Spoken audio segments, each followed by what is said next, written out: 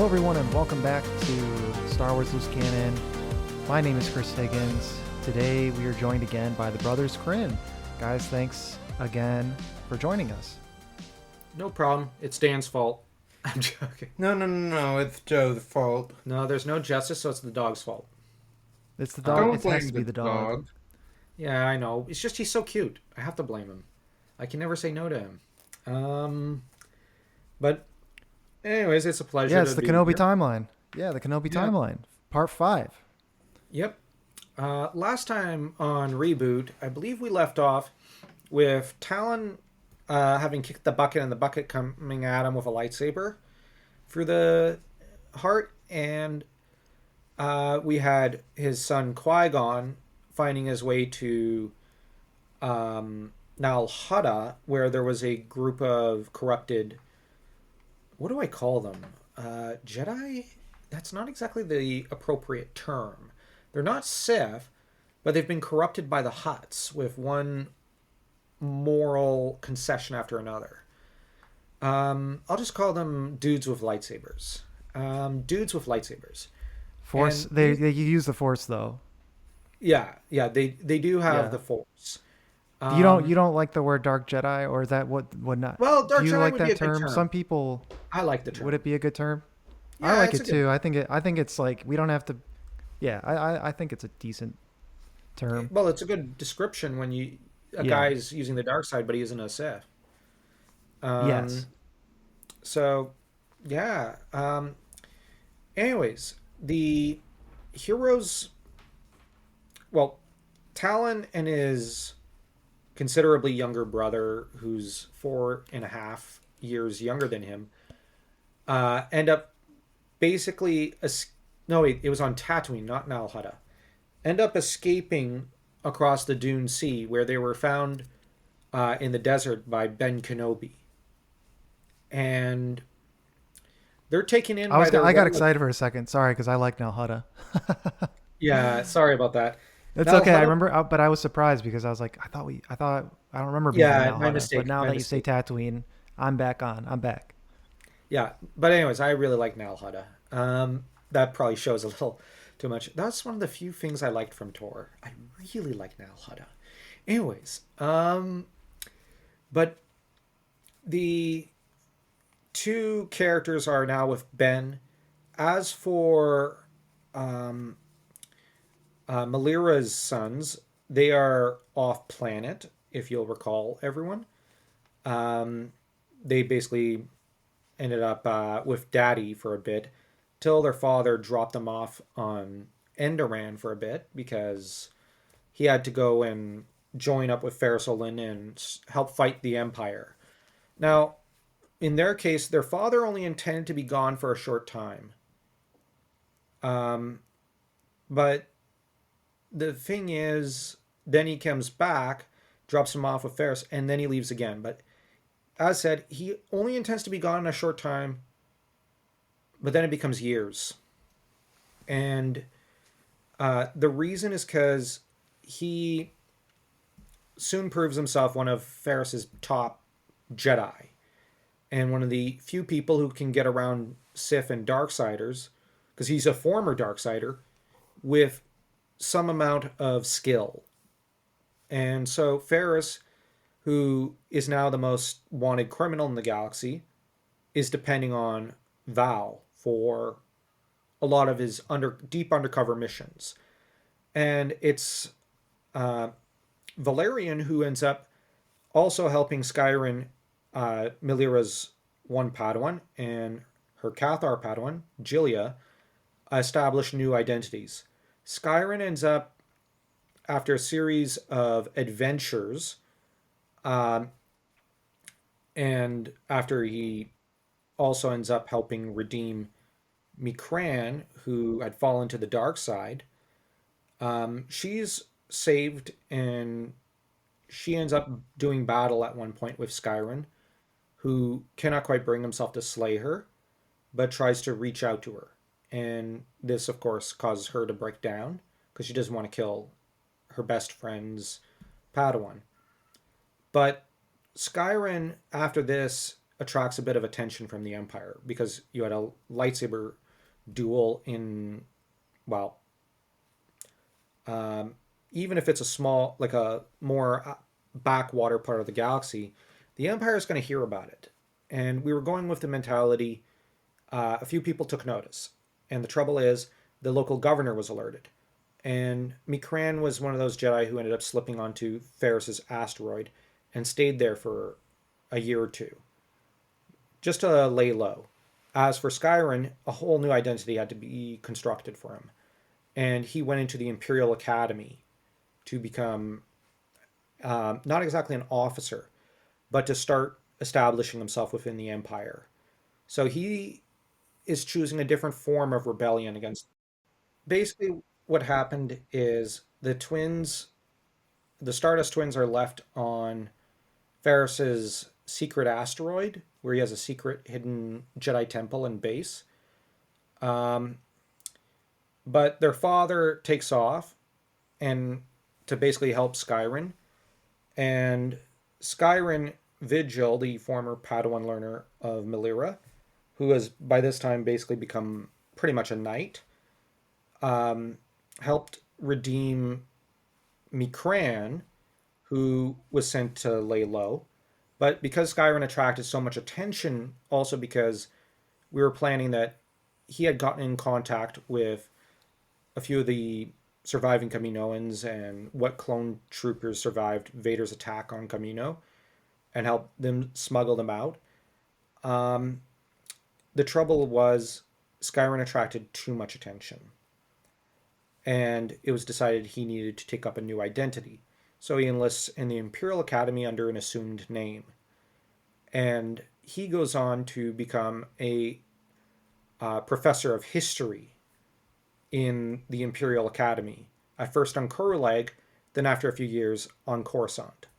And he's basically working and operating as a deep undercover agent and generally just recruiting whom he thinks might be useful for rebellions or for Ferris Olin, and maintaining an eye on the Emperor and Vader from basically the shadows, where he is so insignificant they don't take notice.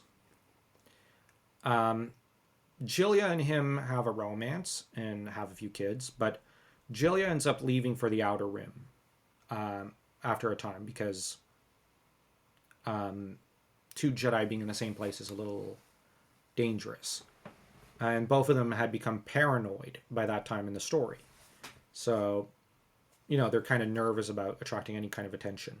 So while they are basically married, they are kind of living apart from each other for brief periods of their lives. In turn, Mikran, after 2 years, is called upon to help with Ferris, but then she doesn't come back from her mission.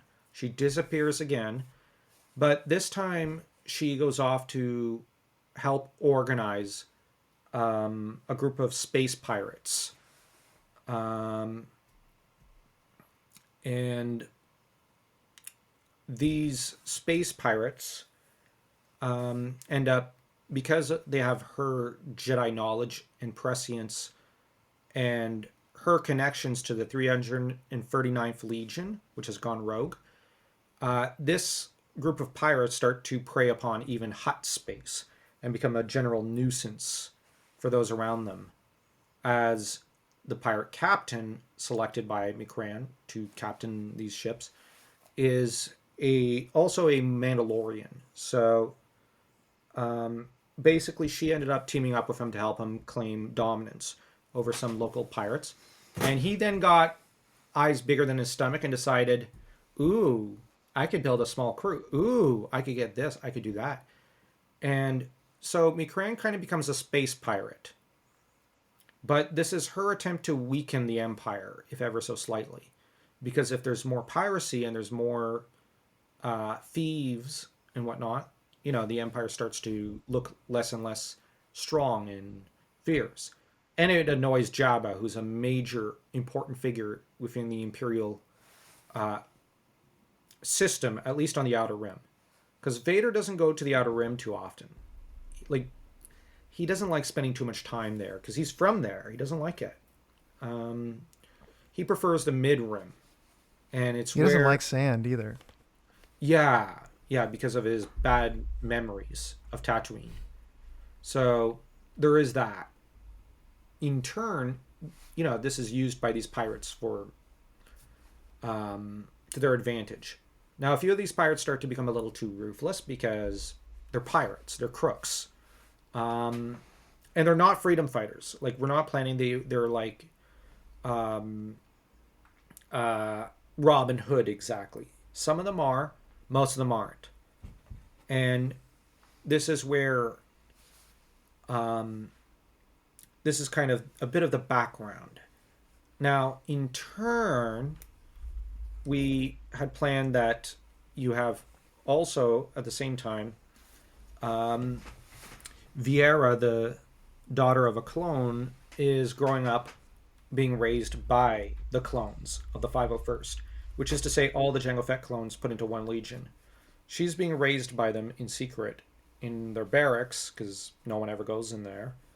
And she's actually experiencing a pretty good childhood. I think she's probably got the most wholesome childhood, more than even Luke, because Qui-Gon and Lorian have a crappy childhood.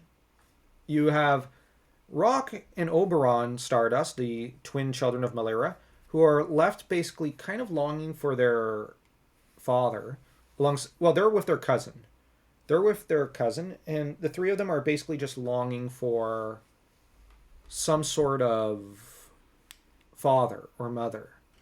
And then you've got Viera, who's basically just being raised and trained like Boba Fett was as a young kid, like just to brutalize people and just otherwise gut them, all while she's basically almost a super soldier, but she's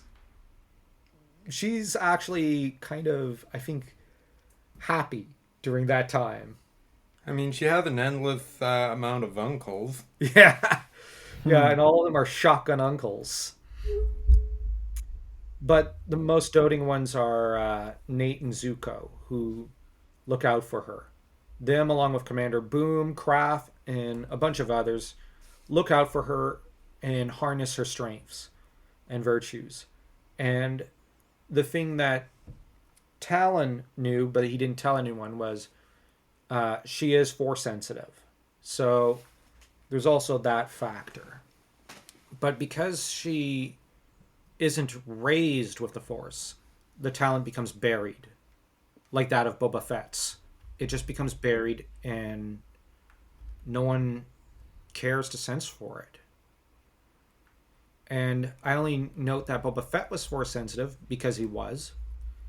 And Boba, the problem is, because it got buried, almost no one could sense him. Like he doesn't feel like he's a Force sensitive to a lot of Jedi. Like Silly Tachi could sense him, but like Obi-Wan didn't sense him as a Force sensitive. Ferris Lynn didn't. Mace and Celia, I think, were the only ones who did. And I think Luke eventually did. But like they're oddities. Oh, and there's Jaden Core. So like there's a few Jedi who can sense the potential in him, but you'll never see Boba Fett trained. But the Boba Fett is Force sensitive idea is just a fan theory. Like a lot of people suspect it because he's just so damn lucky. And he just has such good instincts, and he's so quick on the draw and whatnot that it's so uncanny with him. So Viera's kind of like that, but she's different, and it gets completely buried. So by the time she's about 12 or 13, it's just utterly repressed. It's not there to an extent. So that's where I just wanted to round out the idea here, like all the different threads, and they will intersect here and there. And of course, we have... Oh, 1 second. And of course, we have Qui-Gon Kenobi, who wakes up to find Ben. Now, the one thing about Ben Kenobi that you have to understand is that um, in the books, he is not treated as like a really great guy or a heroic person. This is the guy who takes a smoke out of his no, out of a pipe, I think, and blows it in Luke's face, causing Luke to cough, even as Ben doesn't care. He's the same guy who pins the blame on others to an extent. He's the same guy who, how do I put it? 1 second.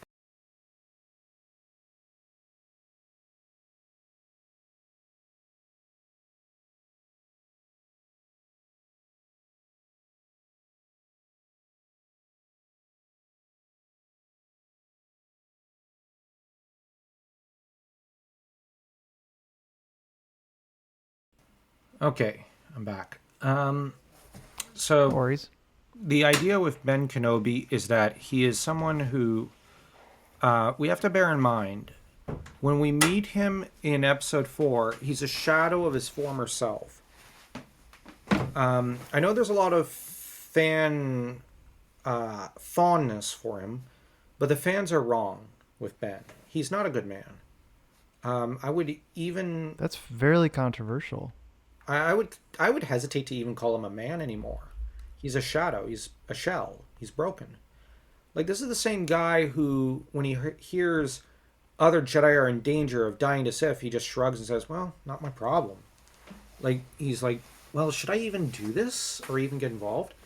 And in one book, Ferris Olin, the apprentice of his former lover, is to be executed by Darth Vader. And all Obi-Wan can do is kind of go, "Well, should I even try?" And it takes Qui-Gon Jinn to come along and yell at him. Well, not yell at him, but tell him, "Get going. What are you waiting for? Go! Go, go, go, go, go! Don't just wait on Tatooine. You have to rescue Ferris." You have Obi-Wan. "Yeah, but the plan. What about Luke?" You have Qui-Gon. "I'll look out for him. Like, you get going." But the other thing with Ben is we have to bear in mind, his plan was to use Luke as a human weapon to kill Vader and kill Palpatine. This is evil because this is parricide. You are encouraging a son to kill his father. In no way can this be justified. There is no way to. And because the action of killing Vader, and the thing is, Ben never had any intention of revealing the truth to him. He lied over and over again. And the thing is, Luke would have ended up turning, no matter what, if he had done that. And Ben just didn't care. So, now, the Obi-Wan who smiles at the end to Luke is Obi-Wan, not Ben. So, as I've said before, I think of Ben as kind of the dark side version of Obi-Wan in a way. It's his shadow. Obi-Wan cares about everyone. Ben doesn't care about anyone. That's the thing. And it adds tragedy, I think, to Luke, who really just wanted the love of Obi-Wan and Anakin. And he has to clean up their mess. And, you know, like, it's hard for a child not being loved. Like he should be.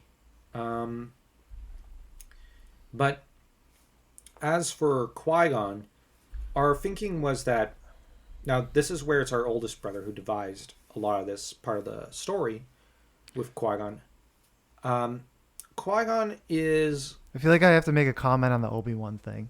I feel like Okay. I have to say something about that because people that have, I mean, it's just, I don't know if I disagree, but I feel you recognize that it is a pretty controversial take, right? Like To an extent. a lot of the fans aren't thinking of Obi-Wan in this way, I don't think. I have come No. around to, But like, you've made a very convincing he has an argument. arc. In fact, I even had an episode with my co-host Nick that I even talked about how much I agreed with this. I'm not sure if you had ever listened to it, but Oh, it was like, you got to link it to me. I'll listen to yeah. it. But I basically talked about how how they were like Yoda and Obi-Wan. After reading your essays, I was kind of convinced that they were pretty bad mentors, and it's a good narrative. I kind of subscribe to it in a way, I think, but I don't know. I do think that the fans are not like well, I'm looking at most the fans. I'm not sure if they'd be aligned to it. well, I'm looking also at the novels that George helped co-write, like Yeah, the and original that's the thing is I don't think people novelization. have necessarily read a lot of them. Um, Yeah. but I'm starting to try to get on. You've Now inspired me to Obi-Wan, kind of go into Legends. So I've but started reading The Heir to the Empire. I've started there, and Obi-Wan just really isn't in it. no, but our idea though was not to bash him, but to show how far he's fallen in a way, but then how high he's going to rise back up. Um, I yeah, don't really have I don't have a problem with it. yeah, Because I think but it's actually interesting. and the thing is, Ben, we were thinking extends courtesy to his grandsons, but not much more. And the trouble is, Qui Gon Kenobi struggles with this because he shares the same name as Qui Gon Jinn, but there's none of the same warmth. There's none of the same love that his father or Mace had for him, and or that his mother had for him. So Qui Gon soon begins to rebel and chafe under Ben's roof. So and he's there for about a year or two. So he's kind of but during that time he develops the habit of running off. So during that time we were thinking he befriends Luke. He goes out and meets with Luke when because Ben tells him you're not allowed to. So Qui-Gon says, "Okay, then in that case I'm going to go and do it." Uh, and you have in turn he does hide his surname from Owen, who our oldest brother had in mind Owen would take well to him and treat him well initially. Beru would have her suspicions, but wouldn't voice them. And Beru is just the warmest and kindest woman on Tatooine. So she's like an even kinder version of Shmi. And I don't say that to bash Shmi. I really like Shmi. I'm just saying Beru Lars is really tenderly loved by the fan base for a good reason. Like she did not deserve the way she died. But Beru, now in our Kenobi timeline, we really prop her up on a pedestal. So she kind of becomes a bit of an auntie of sorts to Qui-Gon and Lorian. Lorian's introduced a little later to Luke and the Lars, with Owen's harshness softened a little because this is a little boy. Because Qui-Gon's about 12 when he comes along. And his younger brother is about 4.5 years younger. He's 8. He's about Anakin's age. So when he left Tatooine. So there's some of that softens Owen and Beru. And the thing is, Luke is the one who introduces Qui-Gon into his friend group. But Qui-Gon's too rebellious and too much of a lone wolf in some ways to really take to them. His youth with the Dark Jedi has, I don't want to say tainted him, but it is, and his time in the galaxy has traumatized him in a way and has marked him. And the lack of warmth on the part of the man that he knows to be his grandfather leads him to become a harder person. So he has a lot of warmth for Beru and Luke and even Owen, but not for many other people. So we were thinking, well, our oldest brother decided he would take to pod racing as a means to earn an income of his own because he has plans to leave the planet to go back to Ferris. But the trouble is he takes to swiping parts and stealing them to construct for himself a pod racer. Naturally, during this time, he also has a few misadventures with Luke, who you got to bear in mind, Luke was an impulsive kid. Like, our oldest brother said he's the sort of kid who would probably put a hyperdrive onto a land speeder just to see if it could go and if it would work well together. And Luke is such a gearhead, he could probably make it work. But the problem is the whole thing would just go boom.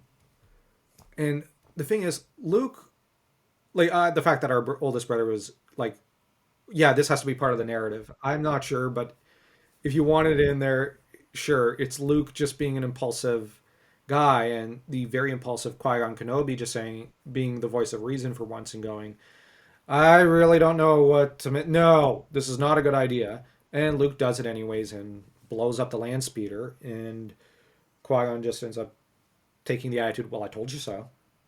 But that being said, this is kind of their bond as kids.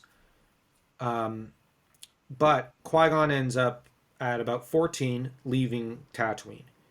He he wins off of his own gambling. You know, he gambles on himself, wins enough, sells his pod racer, and takes to the galaxy. Now, he does leave his younger brother behind, but it's with the understanding that even if Ben's kind of like Ben's not gonna like starve the kid. Ben will probably treat the kid well enough, but Qui Gon wants to be out in the galaxy. He wants to fight the good fight, um, because he's not thinking. He's being an impulsive hothead, and along the way he runs into um, brigands, bandits, and Han Solo. And with Han, we were thinking it was more Han during his smuggling days, when Han's a pretty dishonorable guy. So Han basically decides, the minute he has the kid, he decides to basically sell him off and get rid of him. And Qui-Gon, of course, escapes and whatnot. But he's not running around whipping out his lightsaber everywhere. He's learned his lesson. But what he is trying to do is find his way back to Ferris. But he doesn't know how to get there. So he has a few misadventures here and there, gets into trouble here and there, and in time, he also ends up on the wrong side of some members of the rebellion, because the rebellion, we got to bear in mind, did have criminal connections, even as it had a freedom fighter element. It's a nuanced organization.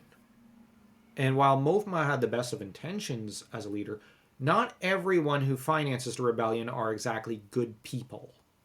So, and you got to bear in mind, there's a lot of financiers, and a lot of them are originally from the CIS.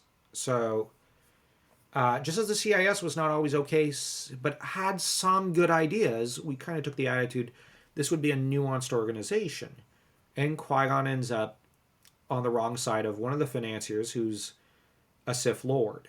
And here we ended up deciding on a number of Sith or dark lords of sorts who are beginning to rise and set their own mark. And the one that Qui-Gon, but we basically took, if we've got all these different Jedi characters, we wanted like 6 to 7 Sith characters that we would have established over the course of the story. And one of them that was established over the course of the Clone Wars we had planned when we were outlining the plot, and he would have been a Sith lead, was a Sith Lord called Withern, who would be something like the Dark Lord of Gluttony, because we wanted one for each of the 7 sins.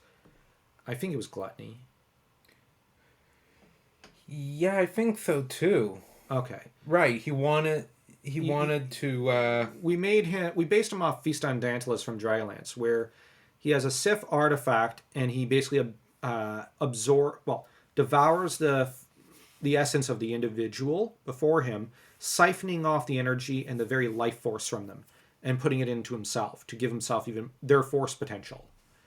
And the idea was that the talisman he's using for this is a pendant that belonged to Marco Ragnos. Because why not use Ragnos? Because Ragnos devised every little Sith Force toy that does horrible, evil stuff to just about anyone. But Withern is someone who was a twin who absorbed his own twin and absorbed the twin bond as well. So he tripled in power. But the trouble is he went insane, and now he's obsessed with devouring others. But he sets his sights on Qui-Gon, sensing the great potential in him, but Qui-Gon escapes his trap. And Withern is very frustrated. Now he keeps to the shadows because Withern, we're thinking he doesn't feel comfortable enough to fight Vader. He's clearly not powerful enough. Dan's shaking his head like, no, no, no, no, no. But Withern has the view that the Empire is not really Sith. It's a technological embarrassment and shadow. And he's given himself the life mission that he must build a new Sith Empire. Um, and of course, we have Traveness, who has his pride, I believe. Was he Dark Lord of Pride? I Or Greed? think it was greed. I mean, Yeah, I think it was Greed. He's the guy who wanted the Valley of the Sith, if you'll recall. And Traveness is a Tagorian seer with a nasty greed, I guess, or avarice for power and knowledge. But the trouble is, he's still searching for the Valley of the Sith. But he's traveling throughout the dark places of the galaxy, looking for clues and hints. And where Withern seeks to capture Qui-Gon, Traveness kind of helps him escape without revealing who he is. And Qui-Gon himself comes to believe Traveness is a Jedi because he helped him.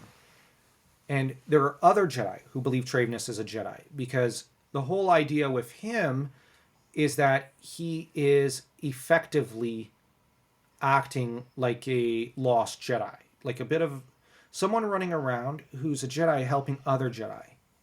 But Traveness is not. He's a Darksider, but he hides his dark energy, like what Palpatine did. But it's because Traveness doesn't think the Sith will tell him where to find the Valley when he does run into them, because none of them know where to find it. And the Jedi would probably tell him with the hopes that he'll help them destroy it if they find it. So you do have this manipulative shadow or specter in the background of both sides, I guess you could say. So Qui-Gon returns home, if briefly so. And it's during that time that we were thinking there's a Inquisitor who's been chasing him, who tracks him to Tatooine, and Qui-Gon ends up killing him in a heated duel. But the trouble is that one of the local farmers saw Qui-Gon kill the other man. And Qui-Gon, of course, flees to Ben, while the other farmer kind of gossips about this, and it makes its way to Owen's ears. And Owen then doesn't want Qui-Gon anywhere near Lars' homestead. So naturally, Qui-Gon, who is wounded, has to take some time and recover with Ben. Ben, of course, isn't exactly cheerful and thinks he risked Luke unnecessarily. And Qui-Gon is basically encouraged to leave when he's fully healed. And Ben finally reveals to him the location of where to find Ferris. So the trouble is, Ben kind of wants to keep Lorian nearby because he's more worried for the younger grandson. Because Ferris is someone who lives on a razor's edge, and his Jedi, if they're ever discovered, would be destroyed. So there's a part of Ben that's still Obi-Wan and worries for his younger grandson. He can't restrain his older one, but there's the thought of maybe restraining the younger one. The younger one is eager to leave, but nobody really wants him to go because by this time he's 10. Like, he's still a child. So Qui-Gon's going to end up leaving to join up with Ferris Olin. Formally, what he tells Luke in private is he's going off to join the rebellion. In reality, he's going off to continue his training, and with the only adult he can tolerate. So Luke, of course, this gets into his head even more, and this is part of the arc for Luke. He wants to go join the rebellion. So it's like one of his best childhood friends, whom is Qui-Gon Kenobi, has gone off to join the rebellion. So this is also us hoping to plant the seeds a little for Luke. I don't know if it's stupid or if it's clever, but the thing is, the reason why also a lot of the stuff with Qui-Gon is a little vague is because I don't remember everything. We didn't outline everything. Like, the idea was to have like a series of adventures that would be kind of like the in-between years, the teenage years, before Episode 4. And where Qui-Gon's basically running around with gangsters and criminals, befriending some, like how Qui-Gon Jinn would, and fighting against others. But Qui-Gon Kenobi is becoming a markedly different person than Qui-Gon Jinn. He's harsher for one thing, more secretive, and very suspicious of others. He's ultimately more like Mace Windu than anything else. He's just white. That's the difference. But he's very, very suspicious, like Mace. He's very cautious, even as he's impulsive. So he's becoming a man more like his master due to suffering and life's trials. But the difference is he is keen to support Luke Skywalker because, he looks on the warmth with which Luke treated him as probably the happiest days of his life. So there is that. In turn, though, Qui-Gon is going to be basically told, all right, you're on the asteroid. You listen to Solus and Jaren Muln, and you're to undergo typical Jedi training. But of course, Qui-Gon isn't satisfied with just sitting around and practicing lightsaber and force tricks. He's become an impatient person. He's not happy just, because like Luke, he wants to be out there fighting the good fight. And this starts to frustrate him because Ferris does not want him out there in the field. And on top of that, Ferris considers Qui-Gon a liability because of his surname. So he wants to keep him restrained and on the asteroid away from danger. And even as he wants to harness his strength, because Ferris is looking at the Luke Leia plan and going, I don't really like this idea. But he's looking at Qui-Gon and saying, this is a good alternative. If we can train up someone with that much force potential to kill Vader, someone who is not a Skywalker, we won't have patricide or something on our hands. So Ferris is still a moral person. He's looking at this and going, well, maybe Qui-Gon's our secret weapon. But even as this is happening, the thing is, by the time Qui-Gon arrives, the twin sons of Malira have already run off.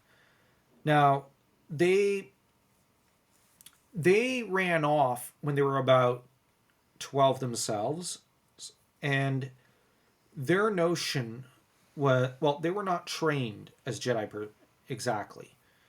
It was Valerian's wish that they be raised with a childhood, not that they be.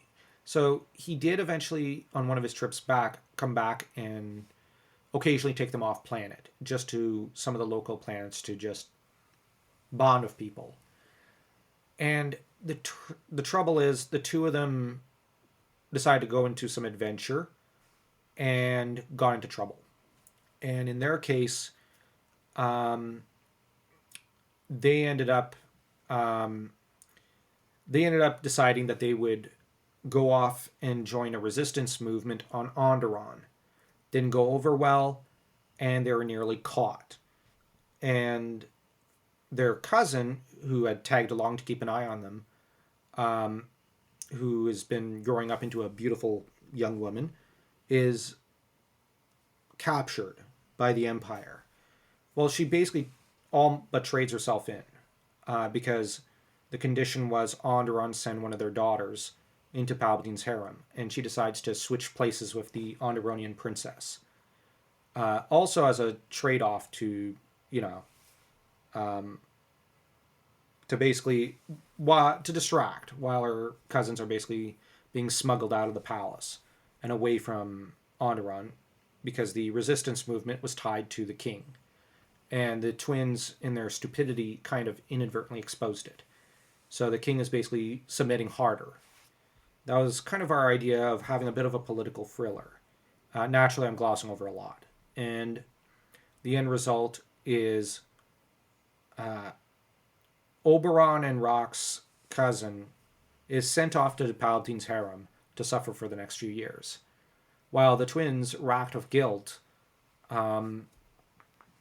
decide to go off and join the rebellion. But their ship is actually captured by pirates, and the two of them end up joining the pirates, and they thus take to a life of piracy. And this will end up causing them no end of trouble. But they do develop fighting skills and combat skills and whatnot. Their first pirate group is crushed by the Empire. So the two of them, at about 15 or 16, join the Imperial Academy. They quickly shine, because they're kind of awesome. And then they leave the Imperial Academy with a couple of friends that they made, go off, and sign up with another pirate crew. And this time it's to basically go for Flant's Trove. That is to say, yes, we're inspired by Treasure Planet, Treasure Island. The idea is the pirate Mandalorian captain that Mikran had helped become a major thorn in the Imperial side had disappeared. But he had had the loot of 1,000 worlds. So the twins decide to join up with some pirates and try to go and reclaim that loot. They only get a little bit of it, because most of it is destroyed, because of course. But with what they do have, they end up outfitting a ship or three and start to lead their own pirate crew in the hopes of imitating the pirate captain they kind of grew to admire, if from a distance, because his name spread wide and far. So just as he had disappeared over the years, and Jabba began to breathe a sigh of relief, these twins start to lead not a rebellion, but I guess a pirate insurrection? Is that the right term? Well, they just start raiding the place, because they're like, well, the guy we grew up listening to stories about was doing it. We want to do it too. And the thing is, these two do operate more like Robin Hood. They're like, we're going to steal from the rich and the gangsters, and we're going to give it to the people. Oh, there's slave ships. We're going to go after the slave ships, and we're going to liberate the slaves and steal the wealth. And, the trouble is they run into some of the Imperial forces start to fight back and do a good job pushing them back. So the twins then put up an ad for recruitment to Trandoshans. They decide to go for disreputable races that actually have been known to fend off the Empire. And they go for races, well, they recruit tech specialists from Iridonia, so Zabraks, and they recruit Trandoshans. This was Dan's idea. Yeah, because the mentality was that my character had was, everyone goes there for the Wookiees. Let's go across the street to the Trandoshans. Because they're fiercer warriors. They're fiercer warriors. Plus, no one goes to them. And Trandoshans love piracy. They love acting like criminals. They are crooks. So, of course, this is mostly a Trandoshan. So they're more fierce than... Trandoshans are more fierce than Wookiees, is what I'm hearing. In some ways. The thing is, Wookiees are physically buffer, obviously. But Wookiees don't... They rip your arm off. Yeah, exactly. But the problem with Wookiees is they're deep down... They have a gentler temperament. Yeah, they have their temper, but they never, use their strength in the way to rip someone's arms off. Like, Chewbacca's a good example of a Wookiee. The Wookiees don't like fighting. They fight defensively. They are good people. On the other hand, the Trandoshans are ruthless and are pirates and bounty hunters. The Wookiees are more of an honor culture, maybe a little. Yeah, that's a good term for it. Trandoshans have their own honor, but it's a weird, twisted version in a way. It's like Hiei from Yu Yu Hakusho, his honor. So, but the trouble is the twins take Oberon, or Ron for short, and Rock. Really quick, really before you move on, I would like to see more Trandoshan content. So I think it's cool that you're Yeah, including them. But we another thing loved that it. yeah, I like because I feel like we don't see enough of Star Wars likes to keep things grounded, but sometimes that prevents them from showing these like physical abilities of different alien species, which I think the books do a good job of pointing out, like that Mm. they have these really amazing feats that they can do. But Mm. one thing that they Trent, don't tell you, go ahead, go Mhm. ahead. No, no, finish your thought. Oh, okay. I was going to say is that one thing that we humans in the real world have, if we want to complete great feats, is we have caffeine. Yeah. Obviously, caffeine is what I use to propel my life. But I was actually found something even better than caffeine. Well, it's something that complements caffeine, which is called Magic Mind. They call it's a mental performance shot. It has vitamins and nutrients that you won't get in coffee, like matcha, B vitamins, L-theanine, turmeric, lion's mane mushroom. A lot of great things in a very small shot that actually tastes really good, and I add it to different things like smoothies and drinks to enhance them. But Cool. yeah, so it's awesome. It's only if only Star Wars characters had access. I mean, they probably would benefit. But the Force is, I guess, the Force could be considered comparable. You know, being able to use the Force. But one thing I really like about it, you know, is compared to I don't know. I don't try to load up on too many subscriptions, especially that are not like Netflix and stuff like that. But I do have a subscription. But the nice thing about it is the website makes things super easy. You have like you can log in and easily manage your subscription. One thing I like to do is to potentially skip an interval, or to order one. Or if I have a future interval that I'm like, I've already drank all my Magic Mind, I want to get my next shipment sooner, I just click order now. And it's like easy. If you want to put it on pause, if you need to cancel, it's all easily managed within their website and in your account. Um, Also, they offer a lot of discounts, and you can use our discount, which will give you 40% off of a one-time purchase or 45% off of your first-time subscription. If you go to magicmind.com/SWLC, you can get our discount. That's magicmind.com/SWLC, and the discount code is, oh man, what was it? I think it's S. I gotta look it up really quick. I'll edit this. It's gonna be great once it releases. Don't you worry, guys. Um,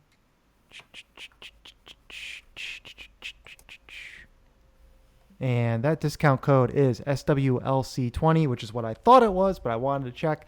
So yeah, go to that URL and use the code SWLC20, and it will help the show out, and it also will help you guys out with your own mental performance. So wanted to insert that in as we were talking about amazing Star Wars species such as Trandoshans, which I am a fan of, but I don't know how if I like them. They seem kind of Well, I don't know. I this don't know is if I would where, trust them.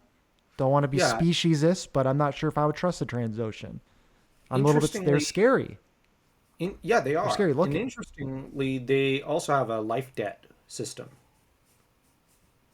If you saved a I life, Oh really? Okay.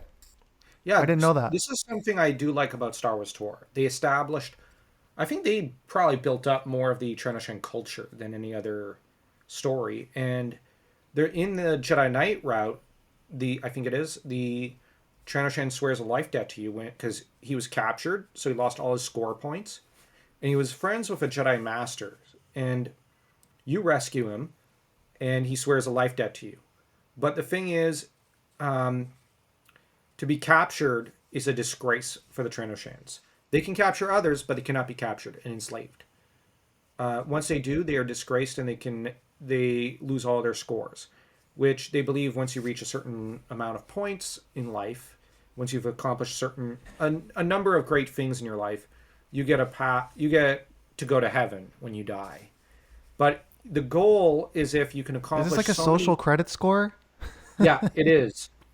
But it's like apparently the elders of Trenoshana keep track. But um, if you achieve enough great things and you live long enough, you can get the greatest honor, and that's to become one of the elders of Trenosha, because they have a great deal of respect for their elders. So, in this regard, Trandoshan culture is fairly complex. And Rock, who is the main captain of the twins, is the one who would decide impulsively, let's go recruit some Trandoshans because they're badass. And we need tough guys who can take on clone troopers. Well, not clone troopers, but stormtroopers and Imperial fleets. So we have 3 capital ships with a depleted amount of manpower. So we need Zabraks to repair them, and we need Trandoshans to man them. So he basically decides That's to a deadly form, combination. yeah, it is.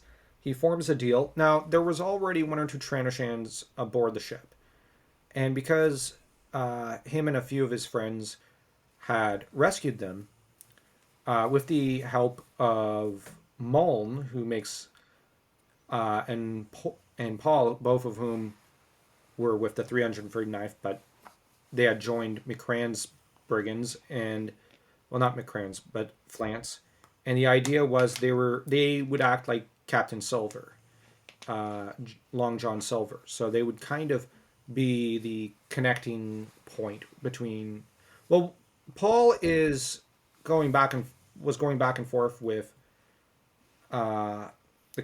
with Doria, so he ended up back in Doria because the Caldor homeworld for a time, but he ended up joining up with the pirates because Muln called for him, and Muln, for his part, had joined the pirate crew of Rock and Ron because, it's Malira's kids. He wants to protect them. Now he would him with along well he was the main one who had rescued one of the Trenoshans, and the idea was they would basically send some Trenoshans to form a deal with the elders. The elders would agree to supply them with manpower, but in turn Trenosha gets a cut of the profits. And Rock and Ron then expand the scope of their pirate raids, and this kind of starts to tee off some of the Imperial Outer Rim governors. And our idea was the further adventures include them actually managing to bombard an Imperial satellite at one point. And these sort of satellites orbit the planet, if you'll recall. And some of them act as forward military command posts. And for pirates to do that, it's going to kind of tee off the Empire. So, of course, and we were thinking they did that more as a diversion and end up killing an Imperial governor. And by basically sending some guys in with proton torpedoes on his. Yeah. But the trouble. Well, the actual story was because we did a bit of an RP. The trouble is that the pirates had gotten to hook up with Millennia Farland, the old Twi'lek senator. But the problem is two members of the crew of our Star Wars Saga Editions group were big trolls, and their characters were rivals until they discovered a shared love for explosives. Vintus and Mex, that's it. I forget their names. But Vintus and Mex. Now, Vintus is a Rhodian, and Mex is. What's the hamster race? Chandra Fawn. But the thing is, Vintus was a Clone Wars veteran, and who had joined one pirate crew after another, and joined the rebellion, and then the pirate crew again. He just loves explosions and just, I shouldn't say killing, but like just fighting. But the problem is, these two would just, yeah, and the thing is, yeah, these two would end up uh, taking the place, well, killing some mercenaries, taking their place, and meeting with some Imperial officials. And the Imperial, well, it's actually a docking official for a ship. And the two of them were so incensed when he called them alien, because that's a slur in the Star Wars universe, They decide to take a proton bomb, basically a nuke, and put it under the local governor, and that the local governor who actually told them to shove off with their ship and backed up the guy who called them an alien. They decide to put the nuke under his seat and put it on a switch. So they'll flick the switch and it goes off. But the trouble is they do this without informing the rest of their friends. So Rock and Ron have no idea this is going on, even as they're helping a local resistance group and whatnot. So these two, when it comes time to leave the planet, decide to flick the button, and just as that Imperial governor goes to sit down, the nuke goes off, and the Imperial command post is destroyed. So this attracts attention. And the thing is, this was something where they slipped in, pretend wearing stormtrooper. One of them wore a stormtrooper uniform, and the other pretended to be a prisoner of war, or at least a alien. So the Chandra Fon is too short for a stormtrooper uniform. But they set this up in the man's office, then slipped out, shot the docking manager on the way out, because why not? And well, I say on the way out, but like on the way off the planet. So like then they made their way onto a ship, flew off to rejoin the pirate crew, who are wondering where the hell did these two go, and they blow the hell up the one Imperial office in the building. And the two, and of course this weakens the Imperial hold over that planet, so that since it's in the Twi'lek region of space, the Twi'lek start to, they're like, oh yeah, they're inspired. This is a great victory for them. But this attracts Imperial attention because you can't have a nuke going off like that. But the thing is, like with this one, it was like just, you kind of look at the players and you go, what the hell are you thinking? And so like, yeah, but we decided to keep it in because there's grave consequences. This captures Vader's attention. No one can just grab a nuke and slip it onto a planet and then slip off. Naturally, there's now a hit on their heads. And it's believed that the pirate captains helped plan this. They didn't. And both of them are horrified when they hear what these two idiots had done. But what this does do, on the other hand, is cause them to flee, not into the unknown regions, but just shy of it, and slip away from the Imperial. Well, I shouldn't say the Imperial Legion Star Destroyers sent to capture them and destroy them. They slip away, but they don't realize that there is a starfighter heading out in pursuit of them. And it's not Vader, but someone masquerading as a bounty hunter who's been following their pirating career for a while and who took a keen interest in them. So this is where Darth Withern wanders into the scene. And he ends up, while the twins are pleased that they've escaped the Imperial forces and are feeling a little cocky now, they decide to launch an attack, of course, because they're drunk on victory. They launch an attack on within hut space. Withern docks and manages to blast his way in and land in one of their capital ships. And then whips out his lightsaber and starts butchering the pirates. Naturally, there's panic. And several of the twins' friends die along the way. And the twins are, however, rescued by Muln, who manages to keep a level head. Vintus, the numbnut who set off the nuke, entrusts his beloved missile launcher and rocket launcher. Well, it's really the the DC-17, I think it is, because he had gotten that from a commando he killed in after the Clone Wars. So it's a rocket launcher and it's a missile launcher and a normal blaster. He hands that over to them and goes to buy time against Withern and is slaughtered. Max mourns his new best friend's loss, but the heroes flee to Onderon, hoping to find safety. They're intercepted, however, by one of Ferris's agents, which is Jillia, their mother's former secondary apprentice. And she ends up, after she kind of bops them on the head and tells them, "What the hell were you thinking?" She basically tells them, "Well, I'm going to be supervising your training from now on. You guys are getting into way too much trouble. It's time you guys kind of stop." And by then we're thinking Luke is about 18 years old. So like we've just gone over several years of story stuff. So, and the twins, though, if you'll recall, are a year and a half older than Luke. So, and Leia. So they're actually about 19 to 20 by then. So they're basically told, go back in the shadows, bad dog, bad. But they go to Rhodia with Jillia for a time. And there, of course, they join up with Ventus's family, where they find out he had a large brood of about 8 to 9 kids with his wife, who regrets the fact that her husband only launched one missile at his would-be killer. Because the idea was she was also a Clone Wars veteran. She's equally insane. But his son kind of vows to honor his father's legacy, use his missiles and his nukes, just as his father had.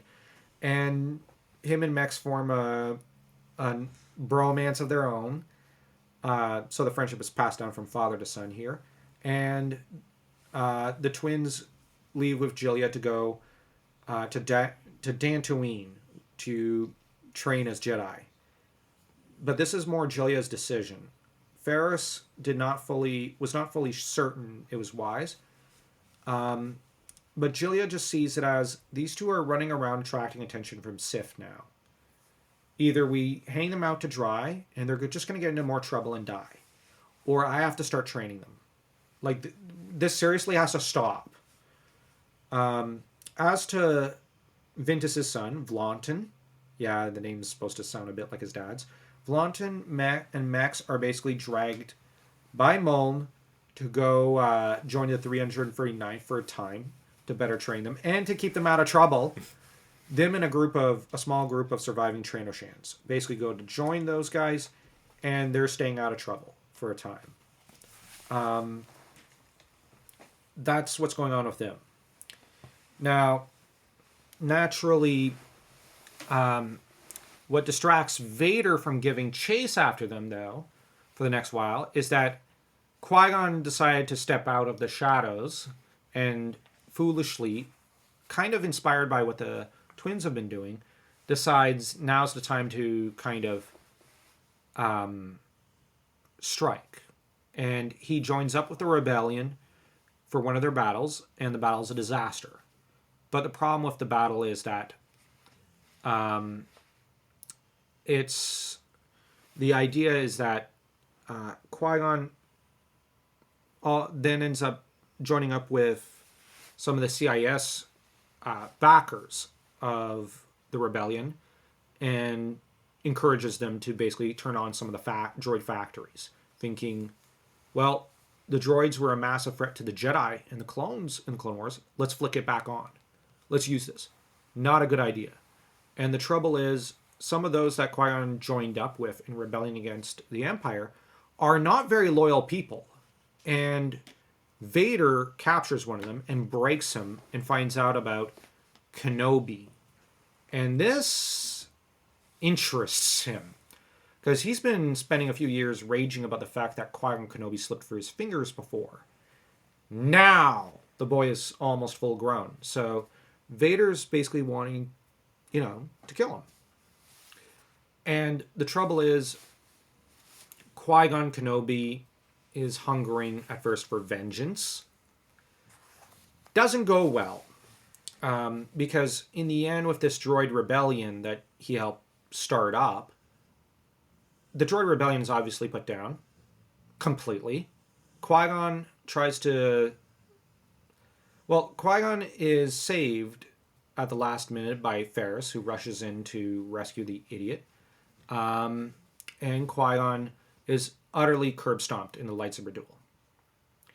And of course, Ferris manages to escape because Ferris is the only guy who could take Vader on at that point. And Qui-Gon, utterly humiliated and frustrated at the fact that he thinks lightsabers are not the way to defeating Vader, begins to ponder how one might defeat Vader. And it's at this point he starts to consider the fact that, how did Palpatine and Vader defeat the Jedi? And Qui-Gon's never been too curious about it because, he understood how it happened to an extent, but he never gave it much thought. So now he starts to, during a brief stint on Ferris's asteroid, begin to think about it a lot more deeply. Now, he does end up going back to Tatooine for a brief visit again. He comes and goes from there. But Qui-Gon soon decides he's going to leave. And he decides that he will enlist in the Imperial Academy under an assumed name. And the surname he settles upon is Dooku. And he decides to basically take up the identity of being a Dooku in order to try to get in, thinking to, enlist in the Imperial Academy near Sereno, where now the Counts of Sereno have become little more than puppets of Palpatine. They don't really want to backtalk because they're afraid of Palps and Vader. Qui-Gon gets the idea, I'll pretend to be a member of the Dooku family, a member of the clan, but the thing is, he doesn't really fool them. But the thing is, one of their heads kind of decides, well, let's actually have a meeting with the boy and see what he wants to, what he's thinking. And our oldest brother was thinking it would be one of the old matriarchs of the family, because he was, he liked, our oldest brother always liked Italian gangster movies and cowboy movies. So the idea was a female Dawn almost, you know what I mean? Where she's like, all right, let's talk. Okay, so you need a cover and you need financial support. And we need some way to, regain our footing. So Qui-Gon kind of forms a bit of a deal after a time, because the Dooku family could expose him. The remnants of the family, we have to bear in mind, are mostly broken. Dooku had some relatives, but he put a few of them down. The rest of them basically just did whatever he told them because, well, they're not stupid. But Qui-Gon basically signs on with them to basically pretend to be one of them. They'll cover up his tracks, but he'll go for the Imperial Academy and basically, if he climbs up the ranks and prove himself, both sides kind of profit. So the whole idea was Qui-Gon has kind of decided to forego his lightsaber. He's even thrown away his and left behind his lightsaber on the asteroid, thinking this isn't the way. And he forgoes his Jedi training for a time. His plan being, if Palpatine used politics to destroy the Jedi, we'll use politics to destroy the Sith. But the problem is, this is a lesser of two evils, and it's still evil. And Qui-Gon's thinking he can play and toy with forces beyond his ken and play games like that. So the trouble is, this is an incredibly impulsive move. But naturally, he's got to spend some time in the shadows repressing his force signature and learning how to do this effectively before he can really try to climb the ranks. But in the meantime, whenever he goes home for a visit, the thing is, he has to try to hide himself because he's typically pursued by bounty hunters and mercenaries and cutthroats, because Vader does have a large bounty on him in the sum of 1 billion credits, which Vader has no intention of paying off because unless it's Boba Fett or something. But Vader did occasionally pay off large sums, but other times he was like, "Well, I'll just kill whoever brings my the person I want killed in." He's a Sith Lord, doesn't have loyalty.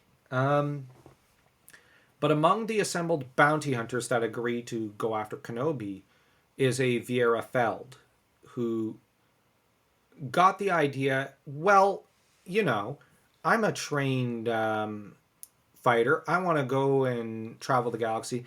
I'm going to become a bounty hunter. Jango Fett was a bounty hunter. I'll go be one. But Vieira grabbed a pair of pistols, a couple of DC 15s and 17s, got some, because she's female, like the stormtrooper uniform doesn't really fit. She decided to, at about 14, don some homemade armor of sorts that her uncles managed to patch together for her.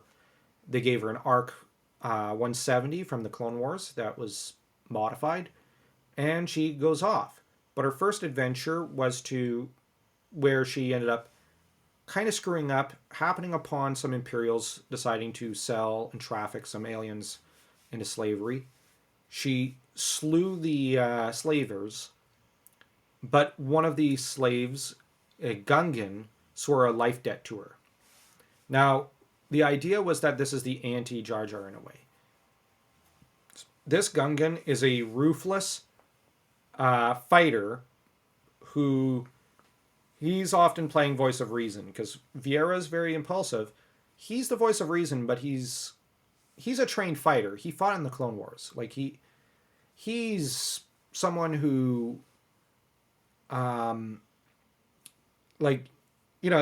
he served under pretty much Captain Tarple. Like he knows how to fight and kill. He doesn't enjoy it, but he knows how to do it. And she's a hothead who likes nothing more than charging forward and shooting at people. So you have two very different personalities. A bit of a type A and a type B personality. But the trouble is he's also a nagging mother in a way. Like, well, Yusa gonna get into trouble again. Oh, see, what did Misa say? Does Yusa ever listen to Misa? And he whines and whines and whines like Obi-Wan did in episode 2. So we just thought she would have a personality like silly Tachi from Jedi Apprentice, and he would have a personality a bit like Obi-Wan, except even more of a nag, even more of a nuisance. So she starts chasing Qui-Gon at one point. And now you're disparaging the young Obi-Wan. Yeah, I love him. I love him for being a nag. He's funny that way. Yeah, I know. He's fun when he nags. Except Anakin. People that point that out of episode 1 where he's nagging it's actually pretty funny. Yeah, I love those scenes. Especially the scene where he teases Qui-Gon Jinn, and Qui-Gon Jinn's just so pissed off about it. You were right, Master. Negotiations were short. You have Qui-Gon just shooting him an annoyed look, yes. Like, oh, shut up. I love that scene. Shut up. Yeah. Well, he looks like that. That's great. I love it too. Yeah, but Vieira gets into trouble. So it's funny. It's funny how we look back at things like that. Like we were at the time, people were, or at least for the next 10 years or so after that movie was made, it was derided. And now I think a lot of people, including myself, look back at it very fondly. Well, it's a great movie. The first 2-3 years, I remember everyone loved it. Then suddenly everyone changed and started deriding it. Because the media started deriding it. But in a lot of cases, particularly in the 2010s, it was at full peak. Like everyone was just talking about how bad they were, and then it was like, great, now we have the new sequels are coming out, and they're going to be amazing, and then they weren't, and now we're like, actually, those were really good. Yep. It's because people think what the media tells them to think. In a lot of cases, not everyone's for sure. Not everyone's a sheepdog, but a sheep. But I shouldn't deride too many people that way, but but as to the whole Vieira plot, Fred, the idea was she'd be more of a bounty hunter, who is like the idea was to establish a female character because our oldest brother really likes characters like Eowyn and whatnot. And his idea was, what if we have like a female ranger, except in Star Wars? You know what I mean? Like, That's and awesome. I love that. yeah, and he thought, well, he pretty much told me at one point, make a character, and I devised this character with him. Well, I devised the fur, like her background and a bunch of details around her. Then our oldest brother said, I'm going to take this aside and I'm going to revamp your character.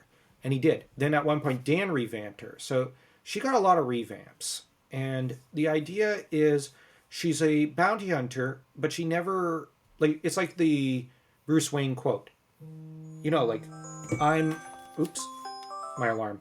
You know, like, when I lived the life of a criminal, I never became one of them. So, like, she's a bounty hunter, but she's not like Boba Fett. She never became like him. At her core, there remained an element of good and even loyalty to people. Because she was raised in the loyalty culture of the clones, and you know, her first interaction with someone from the outside world was someone who, well, it was Jar Jar, not Jar Jar, it was Gunnar, the Gungan she became friends with. Our oldest brother named him Gunnar, after a Norse mythological figure. But the thing is, Gunnar is tender and kind to her, a bit more like a nagging old uncle. So, you know, like I don't want to say sheltered, but she's been exposed to a lot of loyalty culture stuff. But the problem is, at about 15, the idea was she falls in with a wrong crowd in the form of Han Solo. Now, Han is a young man by this time, but we were thinking, given what he was like with a lot of his love interests through the comics and whatnot before Leia, because we've got to bear in mind, Luke and Leia really change Han. Han was a use him and lose him guy. He doesn't sleep with Vieira, but he does. The thing is, he does smooth talk her and does kind of get her to fall for him because he thinks it's nice. Well, she's basically a bounty hunter. She's out pursuing this bounty or that one, and he's afraid she'll come and kill him. So he decides, I'm going to get her on my side. But the idea was that this is one of those. This happens between one of the times when she's hunting Qui-Gon, and she kind of falls for Han. But Han has no intention of dating her. He just intends to use her as muscle. And Chewie's against this idea. Gunnar hates Han for this because he can see through him. And Han would soon end up deciding to smuggle in stuff in the Kashyyyk system. And Vieira stupidly agrees to this idea at about 16 thereabouts. And what ends up happening is... now, this is where the idea was there'd be a bit of a mystery. She's left on the planet. Now, she's separated from her own ship, which is over on Terrace, because she agreed to take Han's ship on the Millennium Falcon. But the thing is, Gunnar is wounded during a skirmish with some Tranoshans. And Vieira is also wounded. And because we were thinking some Tranoshans tried to capture Chewie, she agreed to help with the rescue. But the minute Chewie's on the ship and Han knows Chewie is safe, decides to abandon her and Gunnar and fly off, ditching them. Now, this sort of scenario is hinted at, and it's some of the reasons why Londo and Dash Randar from Shadows of the Empire kind of, although friendly with Han, sometimes held grudges against him, because Han's a disloyal thug at first. But this is the beauty of his story. He goes from a guy who shot first, so to speak, into the guy who's like a John Wayne kind of character. He's honorable. He's a cowboy. Really, the Han Solo story is really a Western. And it's a really beautiful Western, to be quite honest. Vieira, we're thinking... I have a question. I have a question for how you think about Han Solo. Love him. I Yeah, oh, I love him too, of course. But from A New Hope, the whole shot first thing, it seems like from the original cut that Well, Han shot first, but and that Han actually kind of shot puts second. him as like a fairly say okay, go so you saying that he shot second. Yeah, that was Lucas's intention. Now, I like both Okay. ideas. I like both. And Uh-huh. given how quickly Han shot Greedo, when Greedo shot at him, like even if Han shot second, he was prepared to shoot first. You know what I mean? The intention was Yeah. there. So like I view it as you also look at the Han Solo origin story novels, and the dude is ruthless at first and ambitious. So he's someone who starts off a bit like a um, I don't know how to describe him. He's just a criminal and a dirty guy. But he changes. He uses like at first he uses people. He uses Lando. He uses Bree. He uses this person, that person. But the thing is, Well, he's on a journey. he's a smuggler and a rogue archetype, and he's just Yeah, uses like his wit, his charm, and backstabbing, and he's trying to come out on top, make some money, yeah. find his way in the galaxy. But the thing But he's in that community. There is a certain conduct and a way of behaving within the smuggler realm, right? Like he yes, can't just but do anything. Han never abided by the honor code of honor amongst thieves. He never But abided what by is it. that? Well, what is that? Like the honor among thieves for the smugglers though isn't like the average person's. No, I mean, I don't. what You know what I mean? Han Like it's. Han is only loyal to And, Chewie. It's because Chewie represents the continued good in Han, so he can't abandon Chewbacca. He never could. And this is the whole thread with our idea of if Chewie got briefly captured by Trandoshans, Han was willing to beg and scrape together a team, which is actually just Vieira and Gunnar, to rescue Chewie. They felt bad, but once he has Chewie back, Han panics because the Tranoshans are gaining and are about to make their way to the Millennium Falcon. So he panics and takes off. But the thing is, Han is someone who is ultimately. We got to bear in mind, there's bad blood between him and Lando. There's bad blood between him and Dash, I believe. There's bad blood between him and a lot of people, like Jabba. But the is thing Dash is, a 2-bit player? Sorry, I didn't mean to interrupt you. You're kind of Dash on train of is thought. I've been more of meaning to a ask you about Dash though. Dash Randar is a very heroic rogue type. He's the one I'm who trying to already remember what I remember. Yeah. That shadowed actually the makes Empire. sense because he's kind of like a heroic guy, right? He wants to Yeah, be. heroic. He wants to fight for the Yeah. rebellion. Him and Kyle, to an extent, are the more heroic rogues. Han is the less heroic one, but Han becomes the most heroic of all of them. And this is the beauty of George's stories. It's always they start off not the greatest, and they become great. You know what I mean? I really like that. Yeah.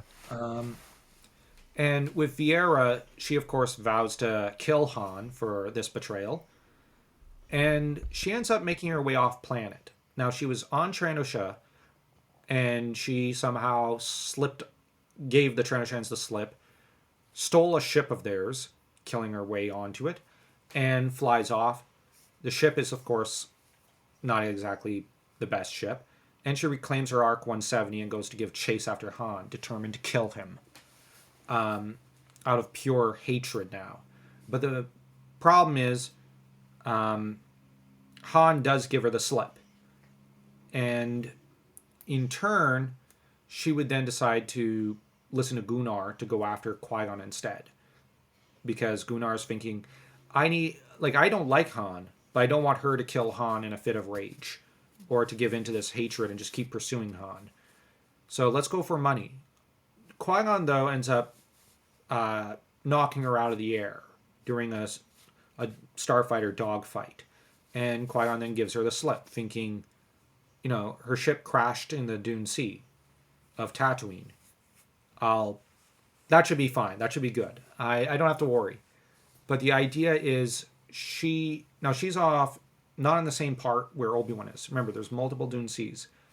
Because she was pursuing Qui-Gon to Tatooine. Because she found out, well, she just started giving chase when she tracked him down at one point. And she ends up on Tatooine. But this is where our oldest brother said, wouldn't it be funny if she met Luke? But the thing is, she meets him in passing, but she dismisses Luke a little. She's fond of him, but she thinks he's just some farm boy's son. Luke is a little... This is where our oldest brother had the idea, show that Luke is not afraid. Like, she's an armed bounty hunter in the middle of the Dune Sea. And the idea is Luke takes pity on her. Because Luke's that kind of guy. And she would have died out there. And he's the one who agrees to take her credits, or at least what passes for credits, and go into the nearby town of Anchorhead, rather than Mos Eisley, and buy her parts for her ship and bring it back and help her repair it. It's more Luke doing most of repair work because, girls can't fix anything. I'm joking. No wonder women hate me. I'm joking. We'll have to kick you off this podcast now. I'm sorry. We have to end this. Oh, man. Sorry. It's over. Episode over. Okay.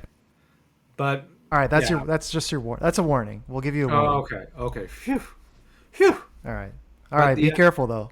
Okay. So... the idea, though, here that our oldest brother said was we need little anecdotes like this to show the kindness of Luke. And at this point, Luke's about 18. But, yeah, like, our oldest brother was like, she's supposed to be a very beautiful young woman. Yeah, he might kind of be excited, but he'd be more excited about helping someone. Where this is just Luke's innate goodness. And she makes it off planet. But the idea is that she doesn't forget about this. So that years later, like sometime later, when there's a bounty on Luke, she's not going to go after him because she'll remember, when she realizes who it is, she'll remember that farm boy's kindness. So that our oldest brother had the idea, kindness breeds kindness. Goodness breeds goodness. And that's the idea here. And I know people might say this is too many people running into Luke. I know. I understand. But it was our oldest brother Chris's narrative. So I'm just relating how it is. And besides, it's the Force. Weird stuff happens all the time in Star Wars like that.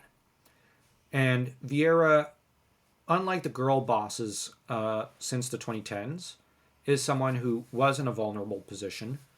And the idea was to show how pre-Luke Han handled it and how Luke handled it. So that we also see the difference in these two people. And Luke should probably leave her behind because she's a bounty hunter. He's pretty far from home. And she's someone who could kill him. And probably would. If given the right incentive. But he still shows, he still helps look after Gunnar, who's still recovering from previous injuries. And he helps repair her ship, and pretty much only does it to listen to her tell stories of her adventures and the hunts she's been on. This is kind of what Luke is. He's a dreaming farm boy. Vieira, for her part, develops a fondness for him, takes off, but this is where our oldest brother thought it would be very funny. She takes off for a while, for a few months. Then she comes back to Tatooine simply to try to find the farm boy, just out of friendship and fondness, and to pass to him, if she could, a blaster. Of course, he refuses. And then she takes off again, and she's gone for a while.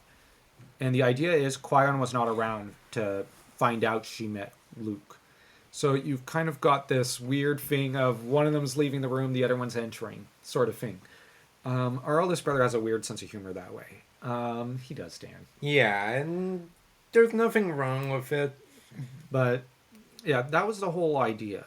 But while this is all going on, Luke is growing up, and Qui-Gon's gone off to the Imperial Academy to go become an Imperial trooper and then an Imperial officer.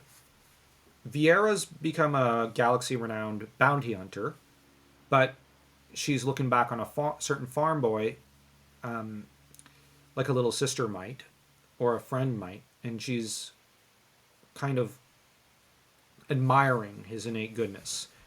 And of course, you have Lorian Kenobi, who's been off planet once or twice, only for brief visits with Ferris Olin. And the thing about Lorian is he's been earmarked to become a Padawan learner over on Ferris Olin's temple. But he's staying on Tatooine because, everybody's a little still worried about it, especially with the name Kenobi floating around the galaxy again. Because they were planning that Lorian would leave for Jedi training, for more formalized Padawan Jedi training. But, the plan kind of sunk because Qui-Gon screwed up. It's his fault. So, now, on the other hand, Qui-Gon, whenever he's back on Tatooine, is telling stories of what he's been up to and who he's run into and whatnot. So, Lorian is the one change our oldest brother kind of and us decided to do to episode 4. Now, episode 4 will roll around, and we have the twins off learning to be Jedi. We have Vieira off being a bounty hunter. I'm just reiterating everything just so that's clear. Qui-Gon's off becoming an Imperial trooper. Kyle Katarn, just to mention him because he's one of my favorite characters, and he's important, is off finding out that his dad was butchered by Jarek, the most formidable of the 3 Dark Lords in command of the Empire. And Kyle vows vengeance, storms Kuat, steals the Death Star plans, and sends them off to one person who sends them off to another. And then finally they make their way to Leia Organa, who then flees, and Vader gives chase. Now, Luke is 19 in episode 4. And Qui-Gon is supposed to be 18. The Stardust twins, or Ackland twins, as they're also called, they sometimes go by one surname than the other, are 20 years old. Vieira is 17. And you have... And you've got... and you have Lorian, who is supposed to be, 13 years old. So the thing is, Lorian is the one change we make to episode 4, slipping him in there. So that he's on Tatooine preparing to leave for the asteroid where Ferris lives. But by the time he's pretty much packed his bags and is getting ready, Luke kind of lands on their doorstep after a brief run-in with a Tusken Raider. Now, with Lorian, I'll just quickly admit, the thing is, I think this would set you an even bigger fire under Luke's rear to go out and fight the Empire when he finds out basically the tag-along. That's what Lorian was. He was the tag-along. He was the annoying little brother who everybody put up with because, he's Qui-Gon's younger brother, and they kind of have to babysit him. Is about to go off and into the galaxy. This kind of embarrasses Luke because, the 13-year-old kid, annoying little brother, is running off while I'm sitting at home just doing nothing. So, being an incel and everything. I'm joking. I couldn't resist that joke. But Luke... So, yeah, that's everything up to episode 4. And the idea is going to be that hopefully next time we'll be able to cover all of the episode 4 stuff, as well as after episode 4, and get into the original trilogy era with these characters and the various mistakes they're going to make and whatnot. And yeah, now, Well, I remember you telling me that there were going to be pirates and bounty hunters in this episode, so you guys kept your promise. Yay! Arg. Yes, arg. That's the Yarg. real Yerg. Yerg. Arg.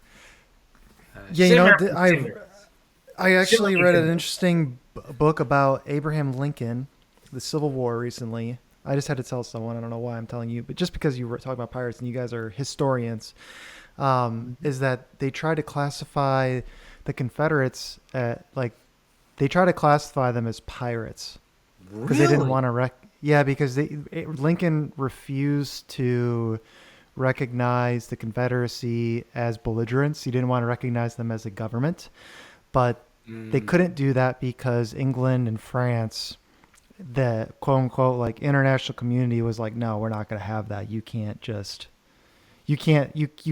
that. Like you can't. Yeah, we're going to recognize the Confederacy as a actual government. Right. They were more likely to, they were like, yeah, you can't just like you can't go against like all of these laws just because you don't like the Civil War you're in. But they were Lincoln just refused to recognize them as any kind of government at all. Because you can do whatever you want pretty much to pirates or smugglers or anything like that. And Lincoln tried to do it that way because he tried. Brutal. He was very brutal.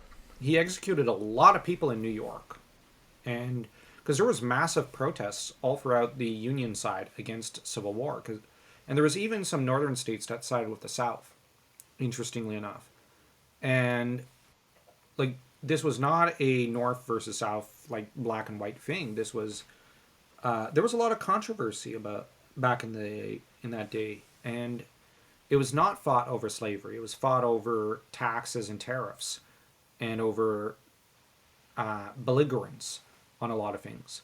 But the trouble is, one could say that there are legitimate arguments to be made on both sides to an extent. The trouble was they got into economic and political feuding with each other. Negotiations broke down, and Lincoln wouldn't negotiate and wouldn't compromise. So he left the South kind of with no choice. But the thing is, you then have, well, I'm preaching to the choir, but then you got the like New York and other places that start protesting and saying, whoa, this war is getting a little brutal because there were rapes and murders that were happening, and some in like New York were like, whoa, what are you doing there? We don't. Okay, it's one thing to fight to liberate slaves. That's a noble cause, but some of the other stuff that the army is doing, we're not sure about. And this is the thing: New York at the time was known for having a lot of good values, and the protest was put down brutally, very brutally, and one thing you said to me before was that monarchs didn't have as much power as people think, but a lot of people compared Lincoln to a king, and they said that he had more power than most kings ever had during his presidency. He suspended the writ of habeas corpus and put their generals and military officers could put anyone in prison for any reason. Yep. They even suspected you of dissent. You were put in a nasty prison. It sounds a lot like Cromwell's government or Robespierre's government, which are just like basically just suspended all rule of law and was just rule of terror and whatnot. That's what it sounds like. Mm-hmm. It seems like that. Eventually, kings had to go through government. Oh yeah, because like a king says, eventually, it's like I want to imprison that guy because I don't like the way he shuffles when he walks. Sire, you're gonna have to go for the court. Well, I don't want to. You're gonna have to go for the court. You have to sue him. Oh, damn it. Okay. Well, let's go to court. Well, who's gonna be the judge? Well, the judge is gonna be supreme justice or the seneschal. And the thing with monarchies is that like people might say, well, the court's always going to take the king's side. It's surprising how often they didn't, and or Well, they you might not have, like the king. yeah, it's like you'd actually there was some cases where Parliament or the three estates, depending on the country, or the diet, or and the clergy would say, "We like you, King Chris. We really do like you, but you kind of broke the law." Yeah, but like he started it. No, no, no, no, no. He started it. You broke the law. You're gonna have to pay a fine. I'm sorry. You don't, like we don't want to imprison you or punish you, but like, dude, what are you doing? So like the heck, there were kings who were forced to walk barefoot in the middle of winter and cut their feet on rocks, like just as penance. Like kings had to behave. They were bound by chivalry. They were bound by the church. It's why, for example, Lincoln wanted to be a king without any of the checks and balances. Well, let's be honest. This is basically the position that Cromwell called the Lord Protector of the Realm. Yeah. It's basically a military dictator. I don't think there's another term for it. Robespierre was basically a military dictator. Yeah. Although he didn't really have any title like that, I think. Robespierre was just a god of what? I forget. Dieu de la liberté. Like he called himself like the god of liberty or something like that. He was insane. Lincoln. One thing you mentioned was like it wasn't fought over slavery, which that's debatable, I would say, but as a factor, It was a fact. There were a lot of things going on. Yeah. There were people don't look. A lot of people don't think about it. Maybe slavery was. It was. I don't want us to get in one of trouble. the- There was. Yeah, it was the topic of the day that had probably the most. It But was the it most was charged more- thing of the day, but there were lots of issues over it many was more decades. economic. It was more of an economic. Yes, it was definitely. I do agree with that. And then and one thing I wanted to get across is just from, reading on this historically recently. I've been reading this good book called Lincoln the Man. It seems to be that the one thing, regardless of what you want to say about what it was fought over, the result, which was already on its way out, was state sovereignty. Like the fact that like calling the United States ever after the Civil War is sort of a sham. It's a United States. Because it's a United State, right? It's an empire. It's no longer states don't have, and they're not sovereign. Yeah. Like they used to be. I think people need to. I think that's one thing to think about the United States is that your state that you lived in was a power center, and it really is not anymore. Now it's just something that goes on your license. Yeah. Yeah, that's exactly it. It's We can get back to Star Wars if you want, but I just was like, I wanted to talk about this with people that are interested, and well, you guys have a lot of background in history. yeah. To be quite honest, one figure to look into regarding this era is not this era, but who came several decades after Lincoln is Robert E. Howard, the writer of Conan the Barbarian or Conan the Cimmerian. And Right. Howard's life was very strongly influenced by the after effects of Reconstruction and Civil War and whatnot. And That's fascinating. yeah, and Howard really keenly felt the effects in his day-to-day life and complained about it.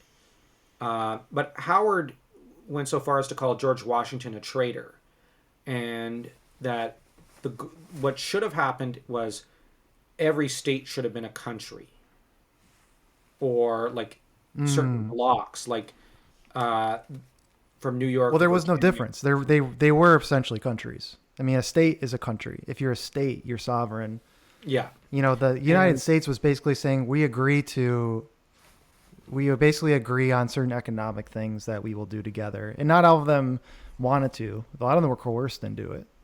yeah. Now Howard though was a Texan, so for him, Texas should have been a different country to his mind.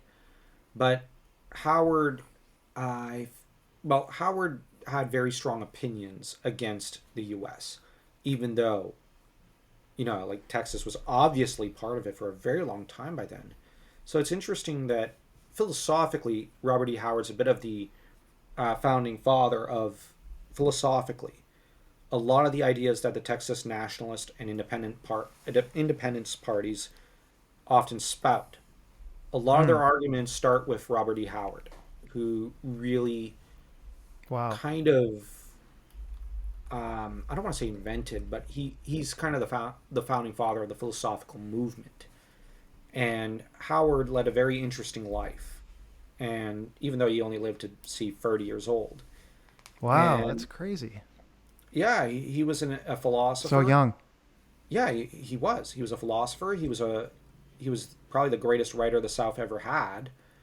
Um, he was a anthropologist, an autodidact, something of a bit of a linguist. He was a historian. He was an expert on like even he had a good baseline understanding of I think common law to a large extent, like English common law, and Mm. he was very very smart. So Howard is someone who um, he didn't much like the idea of the U.S. from what it seems from one of his letters, where he calls, like I said, Washington a traitor, and claims that Washington, I think, did a trick where like he would pretend to be a hero in history, but in reality he cemented a single country rather than a series of republics, so that he betrayed the movement he claimed to be championing. And this was Robert E. Howard's interpretation of what happened with the Mm. founding fathers. Naturally, Americans today would not like Robert E. Howard's point of view, but Howard had a very different vision for what the U.S. should be than what even the Yeah. founding fathers probably would have had. And Howard, though, like he's a fascinating, very very cerebral guy. Like you read when you read Conan, you're reading a very cerebral story. It's nothing like what people think it is. But Howard is very anti-establishment, um, Mm-hmm. and he was never like he. I don't think he was a fan of Lincoln or even Teddy Roosevelt or any politician. Um, Well, they were basically. I mean, they were emperors. I mean, they were kings of their time. yeah, and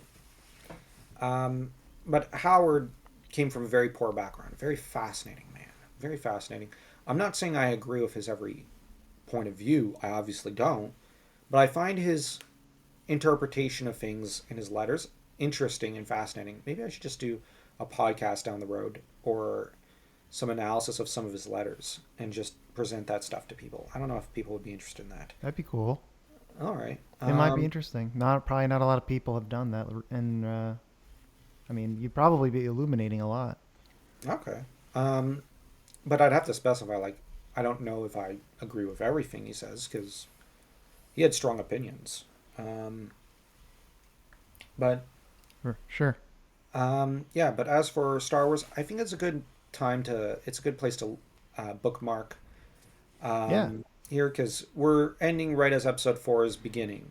And I hope I wasn't too jumbled. No, no, Um, not at all. Don't apologize. okay. It's good. This is a great addition. One of my favorites so far. I'm glad. Um, Yeah. but we're gonna gloss over the episode 4 and 5 next time, so that's gonna be fun. Cool. Yeah, Yeah. Yeah, that'll be interesting to see how you weave into things that I'm and everyone is like. Obviously it's a movies, so people are very familiar with it. yeah, and naturally we can't change almost any of the events. We can only put in background stuff because, um, like we keep saying, we are against changing a single thing. Um, so Han But is still gonna have to. that's what the Star Wars Legends or the EU is all about. I mean, it's about the stuff that is happening off screen. Yeah, that's basically what this is, an expansion of the expanded universe. Yeah, And you're not doing anything different than those writers yeah, from the I, EU era. I mean, I in terms guess. of like not altering But I mean, you can't alter the movies. no, That's like the and even yeah. if we could, like with this fanfic, we don't want to. So like Han is going to be the great hero of the hour in episode 4. He has to be. And we're going to have characters like Qui-Gon, who's going to pretty much have to say like, damn, I have to eat my words. Because he didn't like Han, and he's like, oh frick, now I have to eat my own words.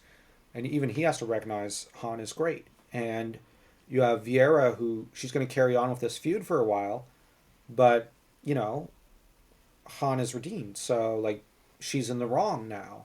So that's setting her up for a bit of a, I don't want to say villain arc, but going down a slightly darker path for a while. So like the idea with the Han and Vieira plot was not to set up Han as a antagonist, but to set her up as one. And Hmm. this is setting her up as an antagonist, but one who will reach a crossroads, because you know, like at the same time, in the same uh, few weeks that she was treated very cruelly by Han, she was then treated very compassionately by Luke. So that you have here, like, you know, the meme, which way Western man? But in this case, it's which way Star Wars woman?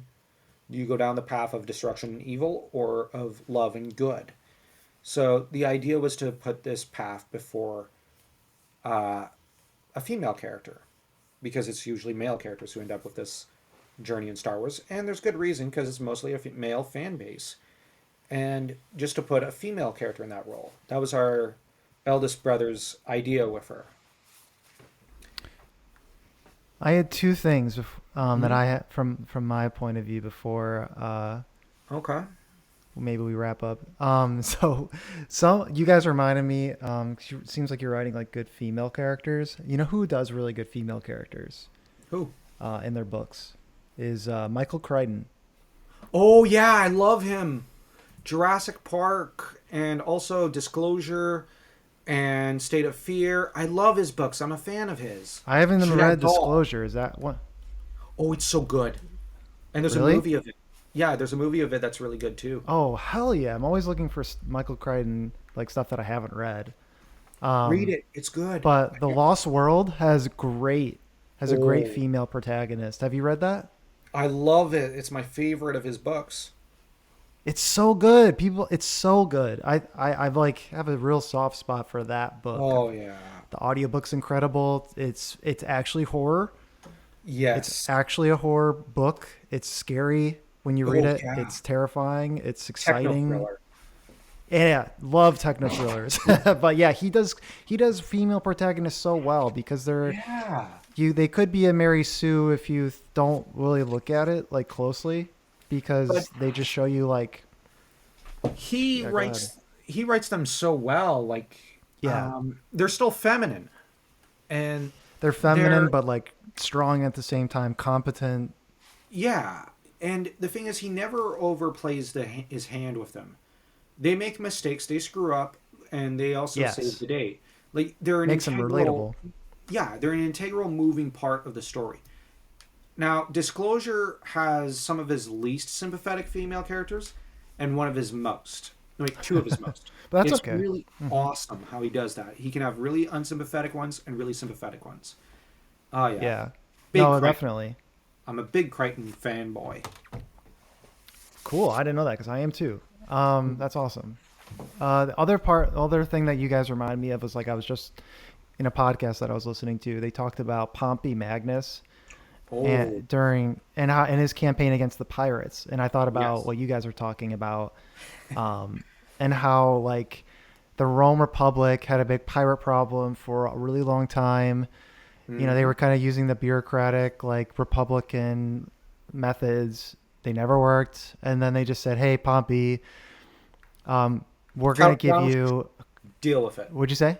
Yeah, deal Count with it. down We're should gonna give deal you with it. 100% autonomy. Do whatever you need to do to get the job done. And he gets it done. Like how I don't know how long it took, but not long. Like Like, he just yeah, he he just slaughtered them. destroys it. Yeah, he like no more pirate problem Well, after they put him in charge. some of them he may have recruited. So, like, the thing is, Pompey Magnus. Smart. Yeah, Pompey Magnus also affects a lot of administrative reforms in Eastern Europe and North Africa and in what we now call, part of the Middle East. And the thing is, he affects such reforms that they're just slightly adjusted and improved upon by Marcus Antonius later on, and they're kept by Augustus and Marcus Vipsanius Agrippa. So Pompeius Magnus really set a high bar as an administrator, especially in the East, Right. in the Roman East. Like the dude just, oh my gosh, he did so much amazing improvements on Roman life and Roman influence and soft power and hard power in the region. Like there's a before Pompeius Magnus and there's an after Pompeius Magnus. Right. That's all. Yeah. So I thought that's cool. And I thought about that, and I was like, the Empire's like, okay, we got to crush these pirates. Just kind of reminded me.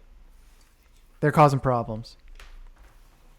So yeah, those are like the only two things that I just wanted to additionally talk about. But hey, thanks guys. Like this was another great episode, another great addition to the Kenobi timeline. So again, if you've made it this far through the episode, go and check out their Substack. Thank you. The Brothers Krynn. I'm also on there. You can also read a lot of the different publications, different blogs, different stories that you guys have going on. Why don't you guys tell just the audience a little bit more about what you do on Substack? Well, we usually just write fantasy stories, and we also write book and movie commentaries and the odd video game commentary, and occasionally philosophy. And Dragon Ball. Yeah, we've been getting into Dragon Ball, Dan primarily. Those are proving pretty popular. I hope you guys do Hunter x Hunter at some point. I would love to see what you guys. Commentary on Hunter x Hunter would be great. Dan's game. I'm familiar with it. You're a fan, Dan. So I still prefer Yu Yu Hakusho. Dan will probably get into. Is it okay? I don't know. Maybe we'll have to talk about that more next time. I haven't really listened. I haven't watched Yu Yu Hakusho that much. All right. It's quite good. You're probably going to have to wait a bit for me to get into Hunter x Hunter because I am covering other stuff like G Gundam. Yeah, that one's pretty good. Yeah. So. Ooh. Well, I like Gundam, so why haven't I don't know if I've seen G Gundam. It's one of the funnier and more weird Gundam series. It's like silly, right? It's more of a kids show. Am I wrong? Yeah, it is. And it's probably, it's nothing like the original Gundam and Zeta Gundam series, which are very hardcore and dark stuff. Which one? Zeta and what? Zeta Gundam is the second Gundam series and the darkest. Okay. It's like, I don't want to say nihilistic, but it's like, it's utterly depressing. And the thing is, G Gundam came after Double Zeta and a few of the other Gundam series, which were getting very, very dark. And the studio decided to liven it up a little with a more romantic take rather than depressing take. So, and they did a good job with it. It's very 90s. And writing about it, what goes on in the series, it is a lot more darker in the subtext than it is. It's a dystopia. But the thing is, where the others are war dramas that almost verge on slasher horror, this is a series which is more like, it's got dystopia. It's like Blade Runner with Gundam, but it's also got moments where you see nature and where there's a great quote in Paul, Apostle of Christ movie where Paul says, love is the only way. Love that heals and forgives and is patient and forgives all wounds and pains. And this is really the theme of G Gundam. Love is the answer. Why should we endure dystopia? Why should we endure everything? Why are we being ground down? Well, what's the cure? Well, love is, and that's Mm-hmm. that's really the theme of that series. But we mostly write about we mostly have fantasy novels going on. We have, of course, released the first chapter of an older book of mine, Remus and Wilhelm, where a dog helps kill a dragon. 'Cause I love Nice. dogs. And we also have stories. We also have stories like Olympnomachi, which is a war between the Olympians, and Brotherhood of the Gemstone, which is a Scottish Lord of the Rings, which also takes inspiration from Watership Down and Redwall and uh, Shakespeare and Scottish folklore. So, yeah, we've got quite a few fires in the oven, I guess. I think is the term. So, Yeah, you yeah, do. So I don't mean to add on more to your plate. I think I'm just more like excited to see if you guys would ever cover it. But Watership Down, I think I love yeah, that book. um I think I've seen that recently. It was awesome. Hmm. Well, either way, I'll encourage everyone to subscribe to um, your Substack because it's and your platforms because they're pretty damn awesome. Thank you. Um, Appreciate that. Anytime. All right. Well, we've been going for quite a while, so I think we'll wrap it up here. But thanks, guys, again for joining. As always, this has been Star Wars Loose Cannon. I'm Chris Higgins and Brothers Krynn. Thanks for coming It's an back, honor. and we will look Thank forward you. to finishing this series out. But as we've already said, next ones will be focusing on uh, the trilogy, the trilogy timeline. But until then, may the force be with you all. May the Schwartz be with you all as well. Right on cue. Right on cue.